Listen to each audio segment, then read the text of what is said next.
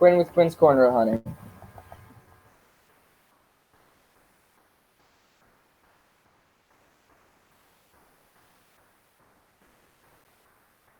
So I was bored. I needed something to do. And also, there is a YouTuber who inspired me to corner hunt in general. And his name is Rob Finds Treasure. So go check out his channel and subscribe. And make sure to subscribe to Panda Man too.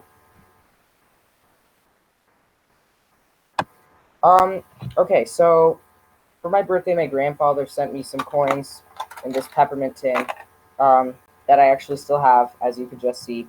Um, but that inspired me to start collecting. My favorite coin. Um, the favorite coin that I personally have is the UK £2 Mayflower 400th anniversary proof um, sterling silver coin. And by the way, by pound, I mean the denomination, not like the weight. Um, and it has a bit of gold plating on it. And that's just by far the favorite coin that I own.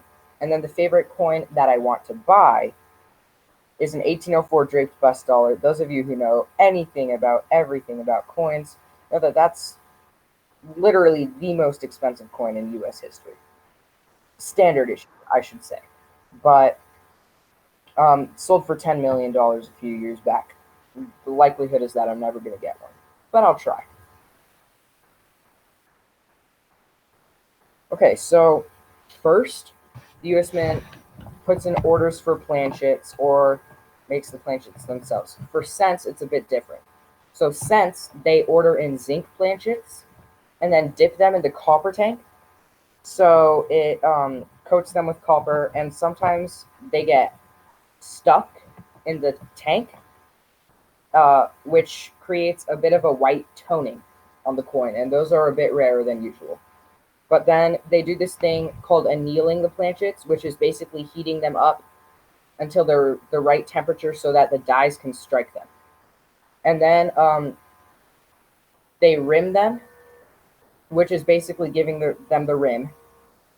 And then they strike them with dies. So they have it, and then the dies slam together, and then the image is stamped onto the coin, and then it's put through a roll and shipped in huge Kevlar bags to the Federal Reserve banks, who then distribute them to the room. So a die is the thing used to strike the coin. So basically, how they do it is they have whoever designs the coin, and then they with a plaster, and then they laser it onto a mother die. I believe, I don't know the entire process, and then using that mother die, they make all the other dies. And then I believe the hub, I don't know this completely, but the hub is just essentially the mother die without the date. Scene, yeah. Well, mint. I have been to a little known mint that was actually going to be a mint called the Dow's Mint in the Dalles, Oregon.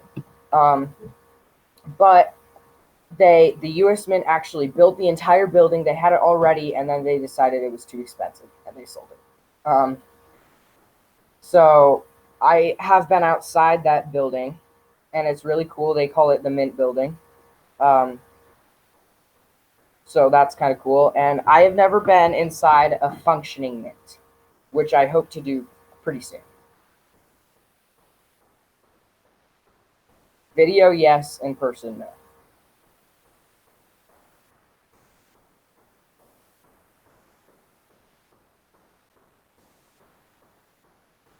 Deformed.